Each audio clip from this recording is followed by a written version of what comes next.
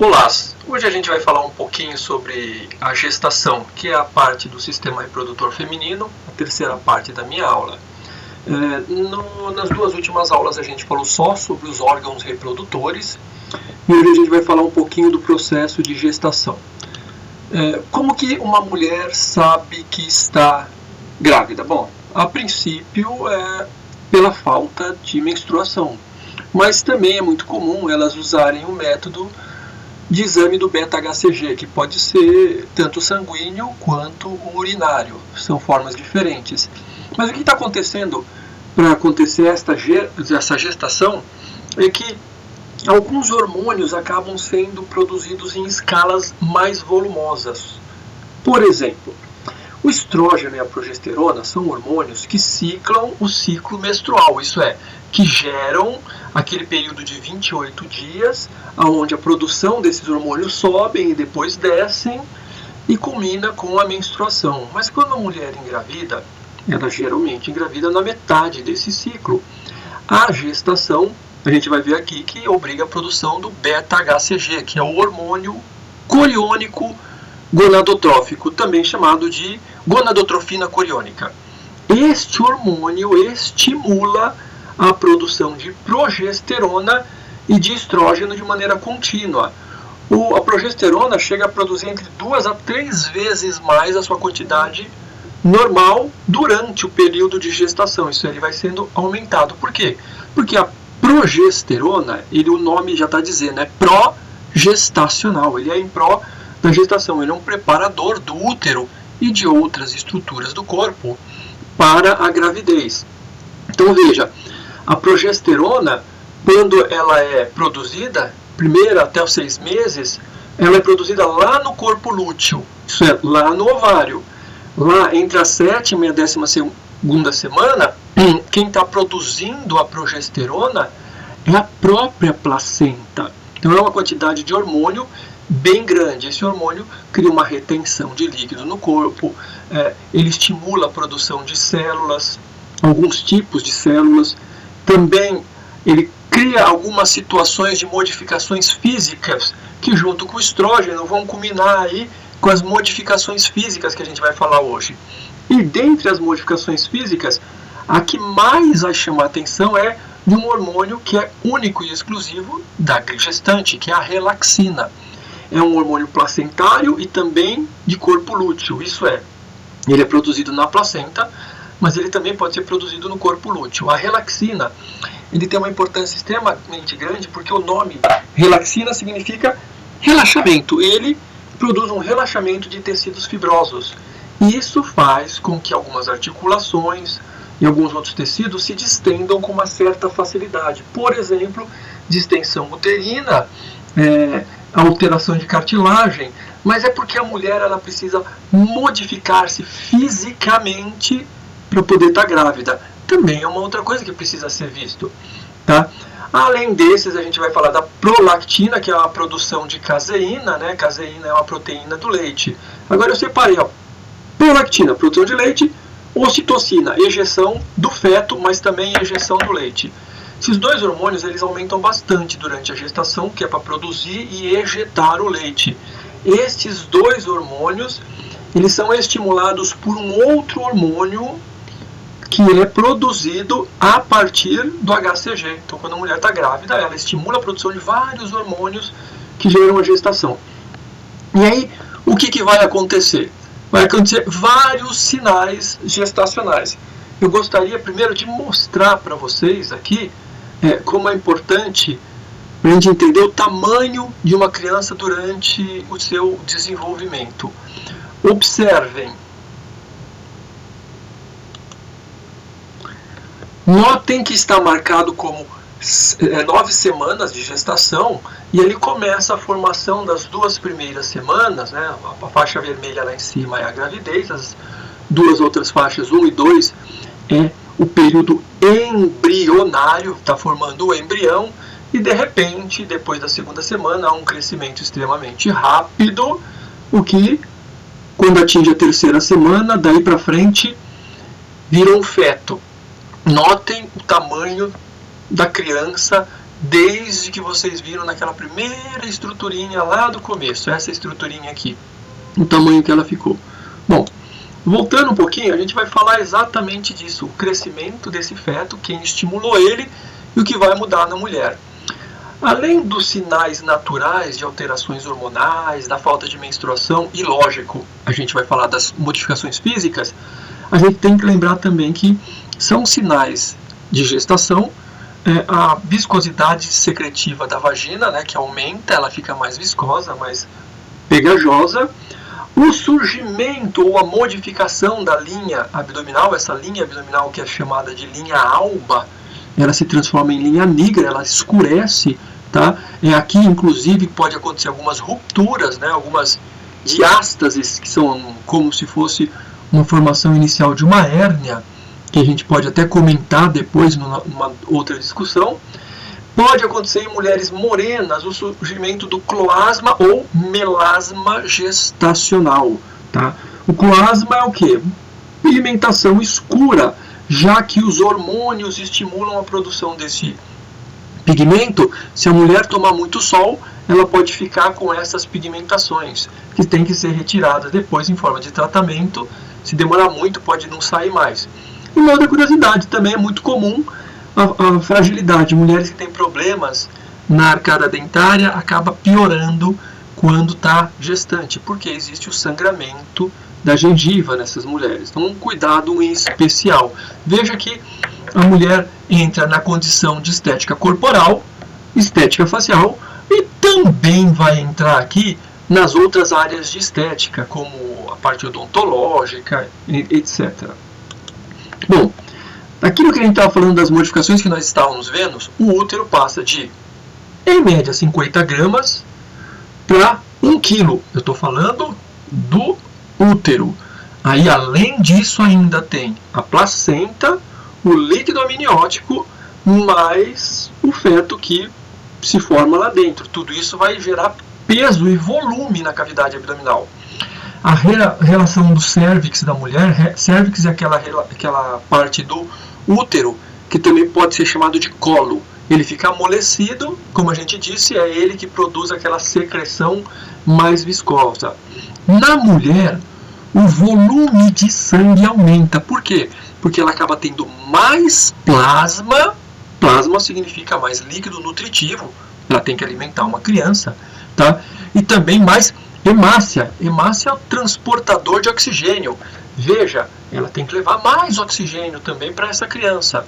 E quem faz o bombeamento desse volume é o coração com os seus vasos sanguíneos. O que acontece? Os vasos sanguíneos periféricos, as veias, acabam aumentando a quantidade de líquido e causando uma vasodilatação. Tem um volume grande, o que muitas vezes geram varizes, o que muitas vezes também geram alguns edemas de membros inferiores. Por quê? Um volume grande de sangue. O coração acaba tendo um chamado débito cardíaco, isso é, ele bombeia mais sangue do que o normal. E ele aumenta também a sua frequência cardíaca. Gente, a frequência cardíaca do coração ele pode aumentar em até 40%, sendo que o plasma, que aumenta de volume com as hemácias, eles podem chegar de 35% a 40% a mais de volume sanguíneo. Então a gente está falando de um grande volume de sangue, e esse volume sanguíneo vai estar em circulação, ele vai passar pelo seu pulmão para poder captar oxigênio, e a captação de oxigênio é para poder levar para essa criança, e muitas vezes essa frequência cardíaca essa frequência respiratória, acaba às vezes até tentando aumentar, mas o correto é que a captação de oxigênio aumente em 20%, 15%, às vezes até 25%, dependendo do mês gestacional, né? Mais próximo do nono mês. Olha só, a captação de oxigênio é também para criança, né? Para levar oxigênio para a criança. E por causa dessas modificações, tanto a física quanto as hormonais, gera um certo desconforto psicoemocional. Então você tem os hormônios do pré e os hormônios que são depois do parto. Depois do parto ainda tem outros hormônios que continuam altos, como ocitocina, alguns hormônios para manter a produção de leite, prolactina, tá? Algumas mulheres sofrem de depressão gestacional ou simplesmente uma depressão bem levinha, que também é chamado de baby blue. Baby blue seria aquela mamãe triste, tá? Isso é sempre no pós-parto, tá? Depressão gestacional e baby blue. É comum por causa dessas alterações hormonais e alterações circulatórias depois do parto também, né? A sonolência, a irritabilidade, perda de memória, perda do desejo sexual, além de que algumas se queixam muito de cefaleia, muitas não sabem por quê, algumas são mais por causa da desidratação, da amamentação, surgimento de câimbras tanto durante a gestação por causa das modificações circulatórias, tanto depois da gestação por causa até da amamentação ainda. Então elas podem se queixar de muitas câimbras. Nós estamos falando aqui de uma série de alterações físicas que mexem com o emocional também, tá? O parto, ele acontece após a 37ª semana em chamado termo. Então ele está entre 40 e 42 semanas, ele também pode nascer. Isso é, o cálculo diz que o ideal é até 40 semanas. Tem algumas crianças que nascem um pouquinho mais tarde, tá? Então, quando está grávida até o parto, a gente classifica assim, ó, desse jeito: 3 primeiros meses ou da primeira à 12ª semana. Esta daqui, a primeira etapa, o primeiro trimestre. A 12ª semana é marcada como um aumento súbito da relaxina, e aí começam a ter umas modificações físicas que a gente vai falar no final aqui. O que muda na postura da mulher por causa desse relaxamento das articulações, o relaxamento das cartilagens, do tecido fibroso. Depois você tem da 4ª até a 6ª semana, né? Da 13 a 26, mais ou menos, aí da 27 em diante o 3º trimestre, tá? Que é o que é o esperado muitas vezes para nascer hoje em dia. Hoje em dia dá para nascer aqui, nesse período, do 7º, 8º e 9º mês de gestação. Por quê? Porque do 7º para o 9º, as modificações não são tão bruscas em relação à reprodução de células, criação de novos tecidos. Não é brusca, mas não é que não tenha. Se nascer com 7 meses, vai ser uma criança que tem baixo peso, pode ser que fique no hospital para ganhar peso, não tem gordura suficiente para reter calor nem produzir calorias. Tá? Essas são as preocupações de nascimento antes do 9º mês. Mas pode nascer já. Mas vocês viram que o certo é nascer ali, o comum, mais frequente, 37ª semana em diante, mas pode ser que quando chegar na 40ª semana tenha ainda mais 2 semaninhas que pode atrasar. Por que isso? O cálculo de semanas, ele pode ter alguns erros por causa daquele cálculo que a gente faz do quando que engravidou e quando que ela menstruou pela última vez. Lembra, uma mulher, quando tem uma relação sexual, ela pode engravidar depois de 2 horas da relação até 4 dias depois. Por quê? Porque ela tem que fecundar. Se ela estiver fecundando, 2 horas depois ela está grávida.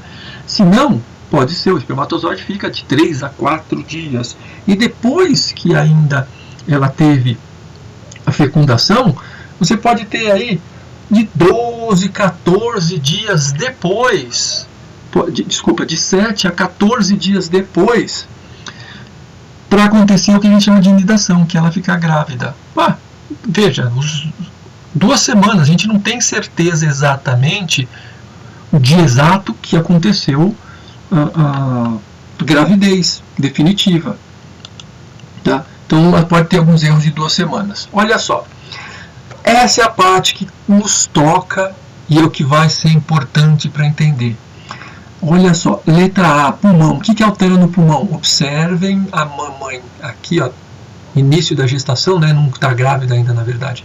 E aqui a gestação está desenvolvendo, pressionando o pulmão para cima. Mulheres, às vezes, por compressão do pulmão, respiram mais rápido e elimina gás carbônico, o que leva a uma coisa chamada de alcalose. A pessoa fica tonta, mole, cansada. Por quê? Porque ela está respirando rápido demais. Não pode respirar rápido demais. Tem que ensinar a respirar corretamente. Aqui, na segunda parte, o diafragma também. Às vezes a criança se mexe aqui, dá uma compressão no diafragma, ela pode em alguns momentos perder o ar. Isso acontece, tá? A letra C, o fígado, né, que é o intermediário entre as estruturas. Letra B, estômago. Olha só, o estômago é comprimido e por uma ação de 3 hormônios, progesterona, segundo hormônio, relaxina, e um terceiro fator, que é o volume da cavidade abdominal. Esses 3 fatores, pressionando o estômago, aumentam muito o refluxo. Então a mulher se alimenta, fica comprimido aqui. A válvula de fechamento, que é a cárdia, não aguenta. Por quê? Porque a relaxina dá uma relaxada nela. E a progesterona ajuda também a dar uma relaxada nela. E aí o que acontece? Tem um refluxo de alimentos. Tá? Letra E ali, ó, letra E ali embaixo é o útero. Mas o mais importante é essa sinalização aqui, a parte do colo. Tá vendo? O colo do útero aqui embaixo. Esta parte aqui, ó, essa parte aqui onde está a cabeça, o ombro da criança, é a relação do istmo uterino. Essa é a parte que mais cresceu no útero durante a gestação. Por isso o corte acaba sendo feito aqui nesta relação. Aqui, ó. Aí quando faz um corte, depois que passou a gestação, vai cicatrizando. A cicatriz, que era imensa, vai cada vez ficando menor também por dentro, que o útero vai encolhendo. Notem que aqui a gente vai encontrar a placenta, né, que é aquele tecido que está preso ao cordão umbilical. O cordão umbilical vem buscar os nutrientes nesse tecido aqui. E também a gente vê um líquido amniótico, porque a criança fica embebida em líquido dentro da barriga da mãe. Ela fica lá flutuando, tá bom? Essas modificaçõezinhas a gente consegue ver direitinho. No final, a região da vulva, a principal modificação da vulva, que a gente viu a secreção, existe também uma relação de coloração e outras pigmentações também de mamilo e vulva. A gente fala numa outra oportunidade. Agora, a gente prometeu aqui falar sobre as modificações que a relaxina associada com a descarga de peso da barriga provoca. Notem, a barriga, ó, a criança está aqui numa posição normal, né? Está coroada. Coroada significa que está com a cabeça em direção ao colo, tá? Bonitinho, tracionando a coluna dela, joga o peso para frente, a mama cresce, joga o peso para frente. Aí o que acontece com o ombro? Ele roda, vai para frente. O que acontece com a cabeça? Flat. O que acontece com a região torácica? Inclina. Então, como regra, o pezinho da mãe tem o que a gente chama de rotação externa dessa articulação. Rotação externa fica com o pezinho de pato. Então, a abertura dos pés. A lombar vai para frente, a gente chama isso de hiperlordose. A torácica vai para trás, a gente chama isso de cifose ou hipercifose. Tá? A região do pescoço cai, existe uma modificação que a gente chama de flexão cervical também. A cabeça vai caindo para frente. E os braços da pessoa têm uma rotação interna, tá vendo? Mas essa rotação interna. Então toda essa região cérvico-braquial fica modificada. Então veja que aqui, ó, fica uma corcundinha porque o ombro vai para frente rodado. Se a gente tentar corrigir isso, o ombro vai para trás, vai para frente, aqui a linha e a barriga vai um pouquinho mais para trás. Isso daqui é muito difícil de ser controlado. Por quê? Porque é o hormônio que está dando essa situação de flexibilidade alterada. Tá? Bom, além desses problemas, vem aqueles que a gente não quer ver, que são o quê? O rompimento das fibras elásticas que vão sustentar aquela camada chamada de derme, aquela camada intermediária da pele. A derme ela é muito rica em colágeno e elastina, só que o colágeno é formado em fibras. Se a barriga cresce mais rápido do que o colágeno pode se ajeitar, pode ter cicatrizes, lesões, rasgam esses tecidos, tá? Aqui, ó, ainda escura e aqui já mais clara, porque já nasceu criança. Por que que acontece isso? Ó, crescimento do útero da mulher. Olha o tamanho que ele vai ficando. Ele estava lá embaixo, né? 12 semanas, 16, 22. Quando ele chega, ó, lembra que 12 semanas em diante, né? O segundo e terceiro trimestre é o mais, ó, do segundo para o terceiro trimestre é o que mais conta, né? 36 aqui, ó, é o que mais dá volume. Esse é o período mais preocupante, que muitas mulheres têm que ficar tratando das celulites e das estrias também, né? As estrias vão ser visíveis, sem falar na questão vascular ainda também, né? Retenção de líquido, compressão de vaso sanguíneo, isso tudo também vai prejudicar aqui a nutrição desses tecidos aqui. Isso daqui não tem a ver só com o crescimento da mãe, nem só com a alimentação. Isso tem um fator genético muito grande. Então, se a pessoa já tem uma predisposição genética de desenvolver esse tipo de tecido, ela tem que se preocupar muito com a questão estética e com a questão alimentar. E se ela vive de beleza, né, modelo, gente assim, não tem como. Ela tem que se preocupar mesmo. Tá? O assoalho pélvico, que é a musculatura do assoalho pélvico que a gente falou muito, ele tem uma certa importância de ser lembrado aqui. São aqueles músculos que acabam sendo comprimidos pelo peso do útero para baixo. Que músculos? Todos, tanto da parte anterior, o isquio cavernoso, o bulbo esponjoso, quanto o intermédio, que é o transverso superficial e profundo, e os de trás também, os elevadores do ânus e o esfíncter anal, até inclusive o externo. Até porque vocês viram que quando soma esses dois fatores, né, músculo mais vaso sanguíneo, muito comum de desenvolver hemorroidas aqui também, tá? Vejam a posição que nós estávamos estudando aqui para conhecer as estruturas. Bexiga, útero, ele vai crescer aqui dentro, ele vai comprimir a bexiga para baixo e ele mesmo também vai comprimir para baixo. Esta parte aqui, ó, está sendo a mais agredida, veja, a parte anterior. Mas a parte posterior, que é essa parte aqui de trás, essa musculaturazinha que vocês estão vendo aqui, também acaba sendo agredido, tá? E, por enquanto, é só. Mas a gente vai discutir um pouquinho mais sobre os efeitos da gestação em aula. Aguardo vocês e até lá!